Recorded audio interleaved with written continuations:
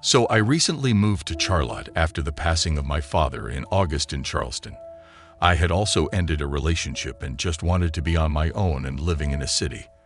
I moved to a nice apartment with a fireplace.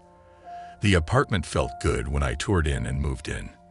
After the first few weeks, I began to have strange feelings.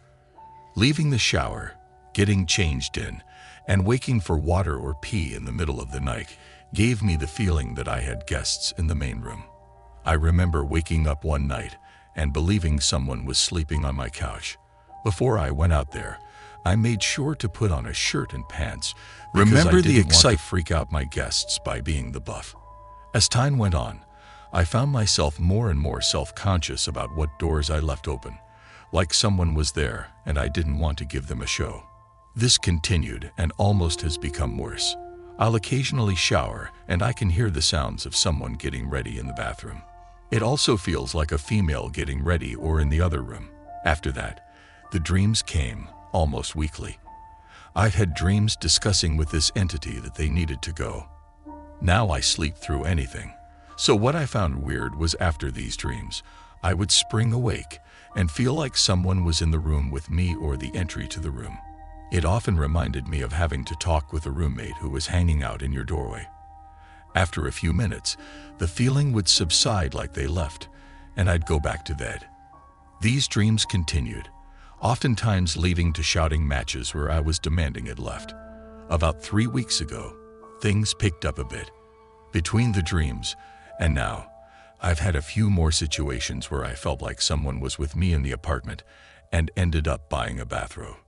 One night 3 weeks ago, she and I had a discussion in the dream. It was a positive dream, but she wouldn't tell me what she wanted. I snapped awake and felt like someone was close, like near the bed close. After a minute of contemplating my options, I spoke out loud that I was leaving. I heard a sigh in my ear like someone was next to my bed. I was terrified. I threw the bathrobe on and drove around for about an hour. I decided I wouldn't acknowledge her or it and just go on with my life. 2 days later, I saw her. I was cleaning the house and doing laundry. My laundry room is a closet off the kitchen. I was in the laundry room in my boxer socks and a tea sorting laundry at the time. I got the feeling that someone had just come in the front door. Milliseconds later, I looked at the other side of the kitchen and saw a woman standing there. I screamed crazy loud and she was gone. She wasn't in any crazy old clothes from the Victorian era. Actually, she looked like she was wearing a blue and white 80s-ish shirt and some jeans. I'm mad that I panicked because I couldn't see her face before she was gone. I was mad, so I started addressing her. First, I would tell her I needed to sleep tonight and to leave me alone. A few days later, I asked for a sign. Stupid, I know. Well, I have this antique bell thing, and after running out for food, I came home and found it rolling across my floor in front of me. There is no way it could have left its location without force. Since then, I see her more and more. I've gone back to ignoring, but it doesn't help. She hasn't done anything malicious or destructive, just as here. I'm kind of stumped on how to handle this and just weirded out. Update, March 12, 2019. So I did some exploring in this area. Without giving too much away, my complex is long and winding. I've never been to the other side because I don't need to go that way as I'm close to the main road. Well, on the other side of the complex, within 1/10 of a mile, there's a massive high-tension wires, the huge power lines, and a substation below it. On that station is a cell tower. I know nothing about the paranormal besides what I've researched and seen on TV, but could there be some electromagnetism fields or something from there? Not sure, but it was a thought. Also, there is a small brook in the area. On the other side of the complex is a standalone ER. From that area, with the power stuff, I can see almost directly into the ambulance bay of an ER. Not sure what it means, but it was an interesting location. There have been no major traumas in the area that I could find, but I spoke to maintenance about the unit, and it seems all the tenants leave after a year. Now, we have a decent transient population moving here for work and school, so maybe just a lot of energy left in the place. They said no major complaints or sudden move-outs.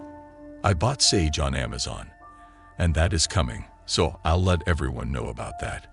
And I'm looking for a psychic or medium for a session, but have no idea how to vet someone for this. Any tips would be welcome. The apartment feels quiet today. I've been keeping music on low and some lights on during the darker hours before bed, mainly the hallway light. Also, I only have one window and a huge slider, but I've kept the shades open on both to let some light in. Not sure what it does, but it makes me feel good. Finally, I'd like to say thank you for everyone that's responded. I've never gone through something like this or anything even remotely close to it, so thank you for the helpful comments and the occasional joke to lighten the mood. This has been an unnerving ordeal so far, and being pointed in the right path is calming.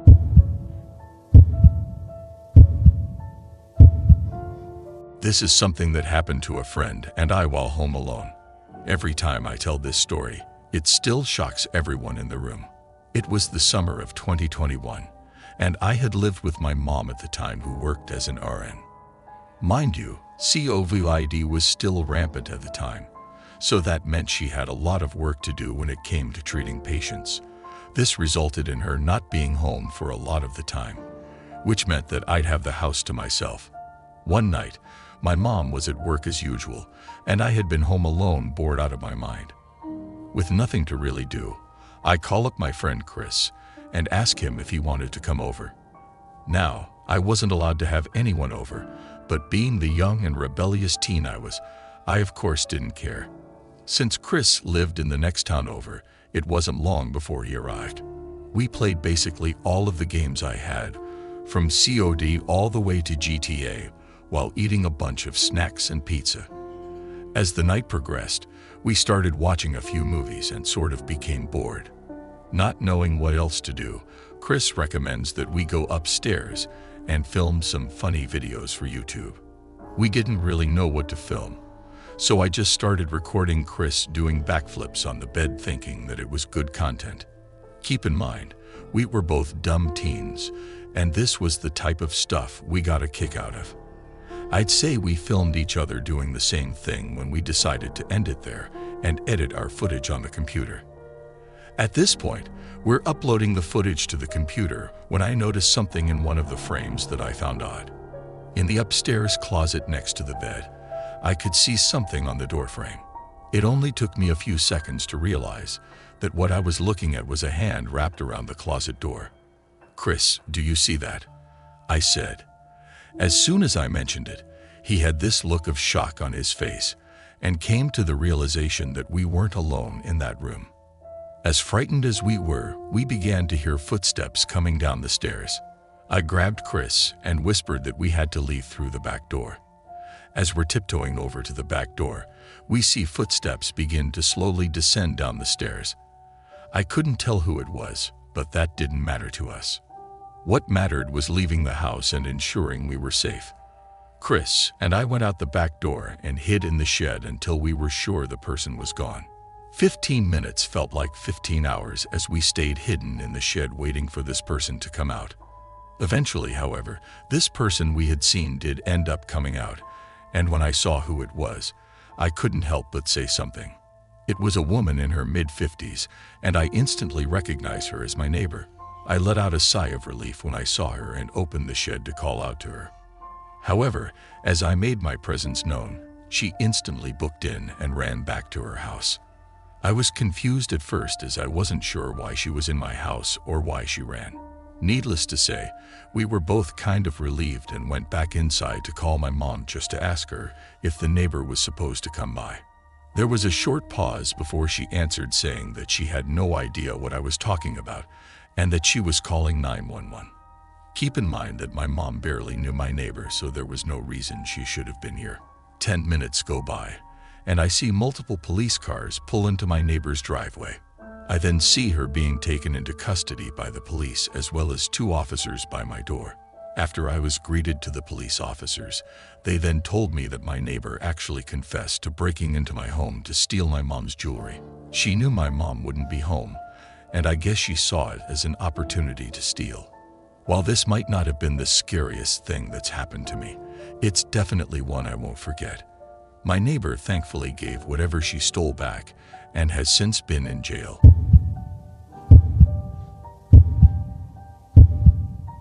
My name is Taya. I'm 18 years old, but this happened to me back when I was 15. I come from a really big family. I'm the oldest of 7 kids, meaning that I have 6 younger siblings. Recently, my siblings and I were taken into foster care due to us losing our home. My mom, who is a single mother, was trying and doing her best to provide for us, with God's help, of course. Our mom eventually got us back, which meant that she found us a house. Unfortunately, it was located in a not-so-good area.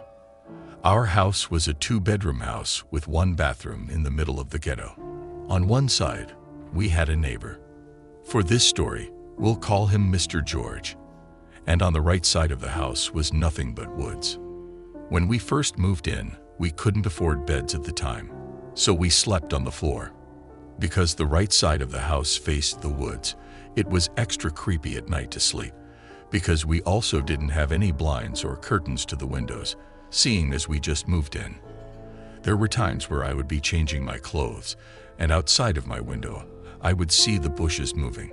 And not the kind of moving that wind causes, but like someone was trying to peek at me while I was changing. While living in that house, there were many different occurrences that were red flags to us. Like one night, we were all asleep, and my mother woke up to the sound of the knob to the front door constantly being turned, as if someone was trying to get in. Another occurrence was when my brother was coming out of the bathroom, and because his bed was right by the window that faced the front yard, he was looking out the window and saw a tall figure just standing there watching the house. It was the same thing when he was in our room. Our rooms were split by gender, since there were so many of us. The girls' room was located somewhere near the backyard, facing the woods, so when he was on my sister's bunk bed that faced the forest, he saw the figure again. At the time when my dad was there, my mother and him went outside to see where the figure was, but found nothing. Now the real thing. One day, my mother said that she wanted to take back our library books. I was born in Charleston, South Carolina, but at the time we lived in North Charleston. The library was about a good 30 minutes away from our house, maybe an hour with traffic. So anyways, my mother said that she wanted to take our books back, but asked us if we wanted to come. We kept repeatedly telling her no, because we just didn't feel like going out. With me being the oldest, I figured that I could hold down the fort until she got back. So she left and said that she would be back soon. Not even 5 minutes had passed before she came back and told us all to get in the car. For some reason, she had changed her mind and wanted all of us to come with her. She said she just wanted us to come with her for some reason, like it was a complete 360. I was annoyed at first, but we all got ready and we headed out. When we arrived at the library, my mother was supposed to only turn our old books back in. But for some reason, we stayed much longer than expected. We were supposed to leave and come back, but we stayed there for almost 3 hours.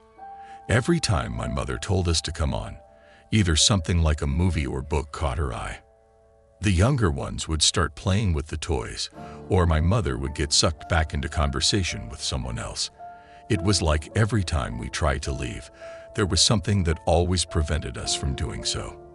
Now, in our house, because it was so small, it got hot very easy, because it was an old house.